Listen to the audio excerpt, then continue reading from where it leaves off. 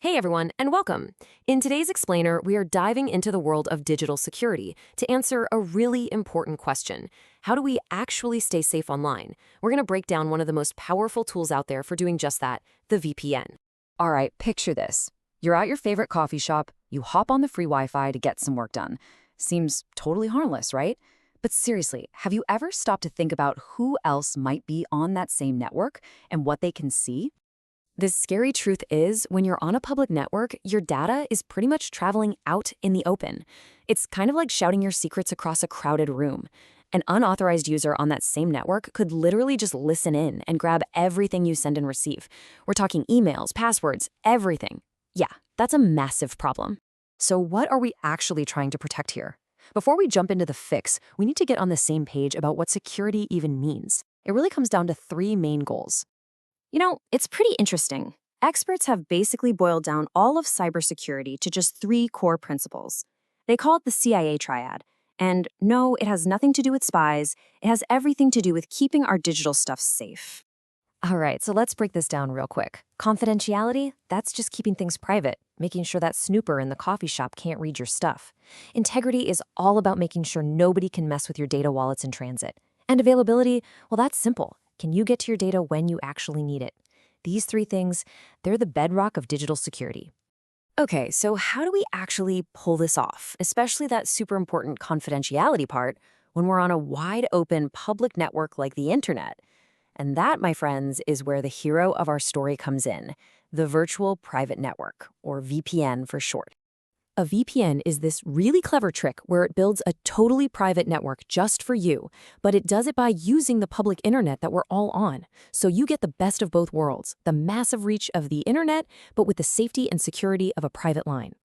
The best way to think about this is literally as a private tunnel. The remote user's computer creates this secure encrypted connection, a tunnel, that cuts right through the open internet directly to their company's network. And anything that goes through that tunnel, it's completely invisible and safe from prying eyes. That whole tunnel idea is a great way to think about it. But how is it actually built? What's the tech that makes this secure connection even possible? Let's pop the hood and see what's really going on. Okay, so the magic word here is encapsulation. Think of it like this. You've got a super secret letter. Instead of just putting it in a regular paper envelope, you lock it inside a secure steel briefcase that nobody can open or even see inside of. That, in a nutshell, is encapsulation. Your digital message gets wrapped inside another, much more secure message.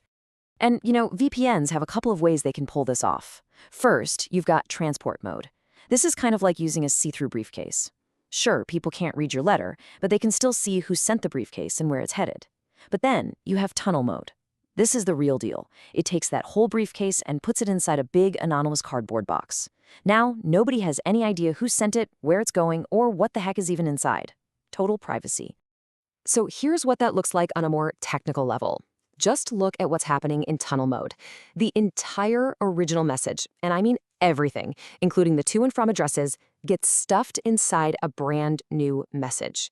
This new message has a totally new address on it, so anyone snooping can only see data going from you to the VPN server. That's it. Where it's really going is a complete mystery. So what's the engine that's powering all of this? Well, the engine room for all this magic, the thing that actually builds and protects these tunnels, is a set of tools called IPsec. And that's the key thing to remember. IPsec isn't just one thing. It's more like a whole toolbox full of different security gadgets. They all work together to build that secure tunnel, which is what makes it so dang powerful and flexible. You can pretty much think of IPsec's job as a simple three-step checklist. First, it does a digital handshake. It makes sure you're talking to who you think you're talking to and not some imposter. Second, the two sides secretly agree on a secret code, deciding exactly how they're going to scramble the data. And then, step 3, it just does the work.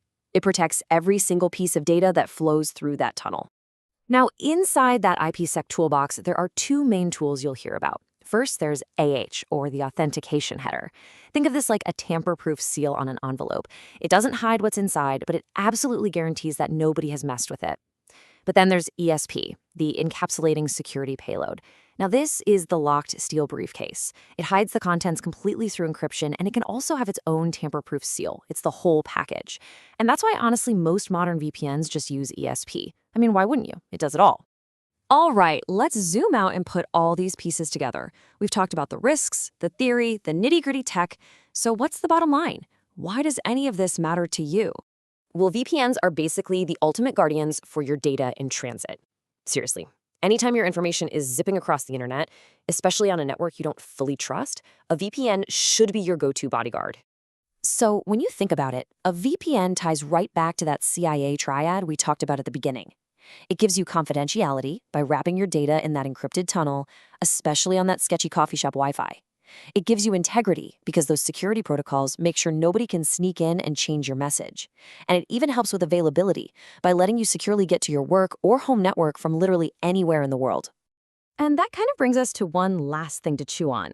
The VPN was this brilliant invention to carve out a little private corner on the very public internet. But now, as everything gets connected, our homes, our cars, our cities, you have to wonder, what's the next big threat? And what's the next private tunnel we're going to need to invent to stay safe? Just some food for thought. Thanks so much for tuning in.